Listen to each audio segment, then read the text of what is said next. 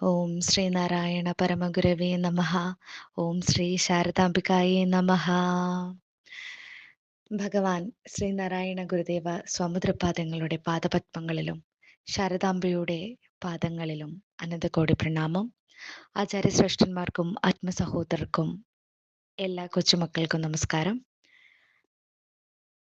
കർക്കിടക മാസ ചതയം മുതൽ ചിങ്ങമാസ ചതയം വരെയുള്ള നമ്മുടെ ഈ തീർത്ഥാടന ദിവസത്തിൽ 6ാം ദിവസത്തിലേക്ക് കടക്കുമ്പോൾ പ്രതിഭാസംഗമവുമായാണ് ഞാൻ നിങ്ങളുടെ മുൻപിൽ എത്തിയിരിക്കുന്നത്.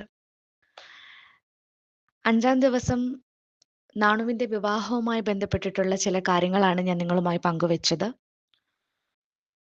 കാളിയമ്മ വീട്ടിൽ നിന്നും മടങ്ങിപ്പോയി. ആ ഒരു സമയത്താണ് ഗുരുവിന്റെ അമ്മ, കുട്ടിയമ്മ മരണമടയുന്നത്.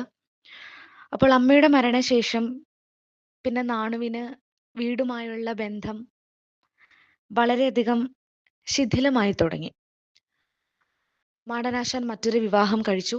മറ്റൊരു വിവാഹം കഴിച്ചതിൽ കുട്ടികളുണ്ടായി. അപ്പോൾ ആ വീട്ടിൽ തന്നെയായിരുന്നു പിന്നീട് അദ്ദേഹം താമസിച്ചിരുന്നത്. അച്ഛൻ രണ്ടാമതൊരു വിവാഹം കഴിച്ചതുകൊണ്ടും കൂടിയാണ് നാണു പിന്നീട് വീട്ടിലേക്ക് വരുന്നത് വളരെയധികം കുറഞ്ഞു തുടങ്ങി. അമ്മാവന്മാരുടെ നിർബന്ധം മൂലം മാത്രമാണ് സഹോദരിമാരുടെ കാര്യങ്ങൾ നോക്കുന്നതിനും പിന്നെ കുടുംബം നിലനിർത്തുന്നതിനു വേണ്ടിയിട്ടും, അല്ലെങ്കിൽ വയൽവാരം ഭവനത്തില് വളരെ ഒരു കാര്യദർശിയായി നിൽക്കേണ്ട കാര്യം അമ്മാവന്മാരുടെ നിർബന്ധത്തിന് വഴങ്ങിയാണ് നാണു പലപ്പോഴും ചെയ്തിരുന്നത്. എങ്കിലും അതിനോട് വലിയ താല്പര്യമില്ലായിരുന്നു. ഏകാന്തവാസവും സഞ്ചാരവും അതുപോലെ തന്നെ ധ്യാനത്തിലിരിക്കുകയും ഒക്കെയായിരുന്നു നാണുവിന് ഏറെ പ്രിയപ്പെട്ട ഒരു കാര്യമെന്ന് പറയുന്നത്. കാരണം കുടുംബജീവിതത്തിനോട് ഒട്ടും തന്നെ താല്പര്യമില്ല ഗുരുവിന്. പിന്നെ ഈ ഉത്തരവാദിത്തങ്ങളോട് താല്പര്യം കാണിക്കുക എന്ന് പറയുന്നത് മറ്റുള്ളവരുടെ നിർബന്ധത്തിന് വഴങ്ങി എന്ന് മാത്രം ചെയ്യുന്നു എന്ന് മാത്രമേ ഉള്ളൂ. ആ ഒരു സമയത്താണ് മറ്റാരുടെയോ ഒരു ക്ഷണം അനുസരിച്ച് കടക്കാവൂർ മീരാൻ കടവിനടുത്ത് ഒരു കുടിപ്പള്ളിക്കൂടത്തിലെ അധ്യാപക വൃത്തി ഗുരു സ്വീകരിക്കുകയുണ്ടായി. പിന്നീട് കുറേ നാള് 5 തെങ്ങിലും കുട്ടികളെ പഠിപ്പിച്ചു. അന്ന് 5 തെങ്ങിലുള്ള ജ്ഞാനേശ്വരം ക്ഷേത്രത്തിന് കിഴക്ക് വശമുള്ള ക്ഷേത്ര മണ്ഡപത്തിലാണ് ഗുരു ഉറക്കവും ധ്യാനവും ഒക്കെ സാധിച്ചത്. അവിടെ വെച്ച് കുറച്ചു കുട്ടികളെ ഭഗവത്ഗീതയും ഒക്കെ പഠിപ്പിച്ചിരുന്നു. അക്കാലത്ത് നാണു ആശാൻ രചിച്ച കവിതകളിൽ താപസ ജീവിതത്തോടുള്ള ഗുരുവിന്റെ ഒരു ഉത്കടമായ അഭിവാഞ്ച മറ്റുള്ളവർക്ക് കാണാൻ കഴിഞ്ഞിരുന്നു. ഇന്ദ്രിയ നിഗ്രഹം സാധിച്ച് ലൗകിക ബന്ധങ്ങളെല്ലാം വിച്ഛേദിച്ച് സ്വാതന്ത്ര്യം നേടാനുള്ള മാർഗങ്ങളെ പറ്റിയായിരുന്നു ആശാന്റെ ചിന്ത മുഴുവനും. ആ ഒരു കാലഘട്ടത്തിൽ അടുത്തുള്ള കടപ്പുറങ്ങളിലും മലകളിലും ഒക്കെ നാണു ആശാൻ ധ്യാനനിഷ്ഠയിലിരിക്കുന്നത് പലരും കണ്ടിട്ടുണ്ട്, പലതവണ കണ്ടിട്ടുണ്ട്. കാലഭേദവും സമയഭേദവും കൂടാതെ ചിലപ്പോഴൊക്കെ നാണു ആശാൻ ഇറങ്ങി നടക്കും. പലപ്പോഴും ജനവാസമില്ലാത്ത കുന്നുംപുറങ്ങള്, കാടുകൾ, പാറയിടുക്കുകൾ, സമുദ്രതീരങ്ങൾ, ക്ഷേത്രങ്ങൾ മുതലായ സ്ഥലങ്ങളിലാണ് പലപ്പോഴും ധ്യാനത്തിലിരിക്കുന്നത്. വിശക്കുമ്പോൾ നേരത്തെ സൂചിപ്പിച്ചതുപോലെ ഭിക്ഷയെടുത്ത് ആഹാരം കഴിക്കും. കന്യാകുമാരി, കുളച്ചൽ, കരിങ്കുളം, പൂവാറ്, അതുപോലെ തന്നെ കോവളം, തിരുവനന്തപുരം തുടങ്ങിയ പല സ്ഥലങ്ങളിലും ഗുരു പലവട്ടം കറങ്ങി നടന്നിട്ടുണ്ട്, ഒരു അവധൂതനെ പോലെ. ചിലപ്പോൾ മുക്കുവരോടൊപ്പം മീൻ പിടിക്കാൻ കൂടും. അവർ കൊടുക്കുന്ന ഭക്ഷണം കഴിക്കും. കടപ്പുറങ്ങളിൽ മീൻപിടുത്തക്കാരുടെ പൊങ്ങുതടികളിൽ കിടന്നുറങ്ങും.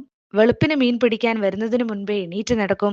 അപ്പോൾ ആ ഒരു സമയത്തൊക്കെയാണ്, ഈ മീൻ പിടിക്കുന്ന സമയത്തൊക്കെയാണ് മീൻ്റെ ജലത്തില് മീൻ കിടന്ന് കളിക്കുന്നത് കാണുമ്പോൾ വളരെ ആനന്ദം തോന്നുമായിരുന്നു ഗുരുവിന്.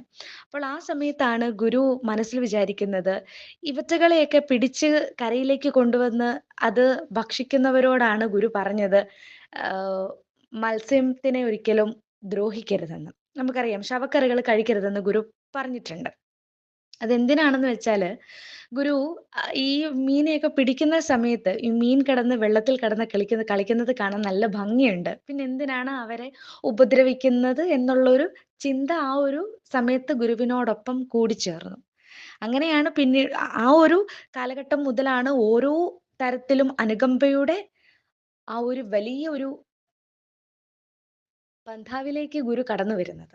അനുകമ്പ, അല്ലെങ്കിൽ സ്നേഹം, കാരുണ്യം, ദയ, കരുണ, ഈ ഒരു സൽസ്വഭാവങ്ങൾ ഗുരുവിലേക്ക് വന്നു ചേരുന്നത് ഈ ഓരോ അനുഭവങ്ങളിലൂടെയുമാണ്.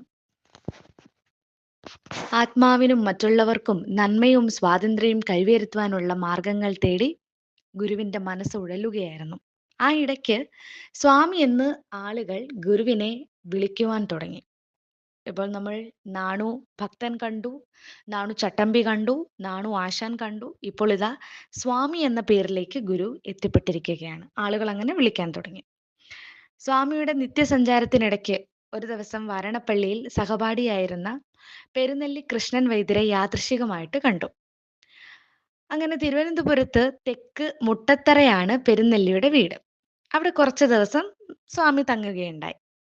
മലയാളത്തിലും തമിഴിലും സംസ്കൃതത്തിലും ഒക്കെയുള്ള സ്വാമിക്ക് ഇഷ്ടപ്പെട്ട കുറേ പുസ്തകങ്ങൾ അവിടെ ഉണ്ടായിരുന്നു. അവ മുഴുവനും സ്വാമി വായിച്ചു തീർത്തു. പെരുന്നെല്ലിയുടെ അമ്മയ്ക്ക് ഗുരുവിനെ പറ്റി വലിയ ബഹുമാനമായിരുന്നു. ഇടയ്ക്കിടെ അതിഥിയായി അവിടെ എത്താറുള്ള കുഞ്ഞൻപിള്ള ചട്ടമ്പിയുമായി കൂടുതൽ അടുക്കുന്നതിനും സൗകര്യം കിട്ടി. അപ്പോൾ ഈ പെരുന്നെല്ലിയുടെ വീട്ടിലെ ഒരു സൽക്കാരപ്രിയനാണ് ചട്ടമ്പി, കുഞ്ഞൻപിള്ള ചട്ടമ്പി. അപ്പോൾ ആ ചട്ടമ്പിയുമായി കൂടുതൽ അടുക്കുന്നതിനൊക്കെ ഒരു സൗകര്യം ഗുരുവിന് അവിടെ കിട്ടുകയാണ്. ചെമ്പഴന്തിയിലുള്ള അണിയൂർ ക്ഷേത്ര പരിസരത്ത് വെച്ചാണ് ചട്ടമ്പി സ്വാമികളെ നാണു ആദ്യമായി കണ്ട് പരിചയപ്പെട്ടത്. പെരുന്നെല്ലിയിൽ വെച്ച് ആ പൂർവ്വ പരിചയം ഉറ്റ സൗഹൃദമായി മാറി. അപ്പം നേരത്തെ പറഞ്ഞ കുഞ്ഞൻപിള്ള ചട്ടമ്പി എന്ന് പറയുന്നത് പിൽക്കാലത്ത് പ്രശസ്തനായി തീർന്നിട്ടുള്ള ചട്ടമ്പി സ്വാമികളാണ്. അപ്പോൾ ഈ ചട്ടമ്പി സ്വാമികളെ ഗുരു ആദ്യമായി കാണുന്നത് അണിയൂർ ക്ഷേത്രത്തിൽ വെച്ചിട്ടാണ്. അവർ ഉറ്റ സുഹൃത്തായി മാറുകയും ചെയ്തു. വാരണപ്പള്ളിയിൽ ഗുരുദേവനുമായി ഉണ്ടായിരുന്ന മറ്റൊരു സഹപാഠിയാണ് വെളുത്തേരിൽ കേശവൻ വൈദ്യർ. അദ്ദേഹത്തിന്റെ വീട് മുട്ടത്തറയ്ക്ക് അല്പം കിഴക്കായിട്ട് തോട്ടം എന്ന് പറഞ്ഞിട്ടുള്ള ഒരു സ്ഥലത്താണ്. അവിടെ ഒരു ഇരുങ്കുളങ്ങര ദുർഗാക്ഷേത്രമുണ്ട്. ആ ക്ഷേത്രത്തിനടുത്താണ് അദ്ദേഹത്തിന്റെ വീട്. നാണുസ്വാമിയും ചട്ടമ്പിയും ഇടയ്ക്കിടയ്ക്ക് വെളുത്തേരിയുടെ വീട്ടിലുമൊക്കെ പോകാറുണ്ട്. അപ്പോൾ വാരണപ്പള്ളിയിൽ പഠിക്കുന്ന കാലത്ത് തന്നെ സുന്ദോപസുന്ദ യുദ്ധം, ആട്ടക്കഥയാണത് കേട്ടോ അത്, തുടങ്ങിയ കൃതികളുടെ രചനയിലൂടെ വളരെയധികം ഒരു പ്രശസ്തനായി അതിസമർത്ഥനായ ഒരു വിദ്യാർത്ഥിയായിരുന്നു വെളുത്തേരി. അദ്ദേഹം കേരളവർമ്മയുടെ അഭിജ്ഞാന ശാകുന്തളത്തിന് മുൻപേ തന്നെ ശാകുന്തളം തർജ്ജമയിലൂടെ വളരെയധികം പ്രശസ്തി ആർജിച്ചിരുന്നു. പക്ഷേ നിർഭാഗ്യമെന്നോണം ഇതൊന്നും പ്രസിദ്ധീകരിക്കപ്പെട്ടിട്ടില്ല എന്നുള്ളൊരു ദുഃഖം മറിഞ്ഞു കിടക്കുകയാണ്. അപ്പോൾ ഈ സുഹൃത്തുക്കളുടെയൊക്കെ കൂടെയുള്ള ഗുരുവിന്റെ സമയം ചെലവഴിച്ചിരുന്ന കാലത്താണ് നാണു സ്വാമിയെ തൈക്കാട്ട് അയ്യാസ്വാമികൾക്ക് പരിചയപ്പെടുത്തി കൊടുത്ത് ചട്ടമ്പി സ്വാമികൾ. നേരത്തെ തന്നെ അയ്യാവിന്റെ ശിഷ്യത്വം സ്വീകരിച്ച് അദ്ദേഹം ചട്ടമ്പി സ്വാമികൾ യോഗമുറകൾ അഭ്യസിച്ചു തുടങ്ങിയിരുന്നു. അപ്പോൾ നാണുസ്വാമിയെയും അയ്യാവ് ശിഷ്യനായി സ്വീകരിക്കുകയും ചെയ്തു. ചട്ടമ്പിയുടെയും നാണുസ്വാമിയുടെയും ഗുരുവായിരുന്ന തൈക്കാട്ട് അയ്യാസ്വാമികൾ ഒരു ബഹുമുഖ പ്രതിഭയും യോഗവിദ്യാ വിചക്ഷണനുമായ ഒരു മഹാത്മാവായിരുന്നു. നമുക്ക് അദ്ദേഹത്തിനെ നല്ല പരിചയമുണ്ട്. അയ്യാസ്വാമികളുടെ പിതാവ് കാശ്യപ ഗോത്രക്കാരനായ മുത്തുകുമാരനും അമ്മ ശൈവ വെള്ളാള സമുദായത്തിൽപ്പെട്ട ശുക്മിണി അമ്മാളുമാണ്. ഉത്തര കേരളത്തിലെ നാടുവാഴികളെ യുദ്ധമുറകൾ അഭ്യസിപ്പിക്കാൻ ക്ഷണിച്ചു വരുത്തിയ പരദേശികളാണ് അയ്യാസ്വാമികളുടെ പൂർവികർ.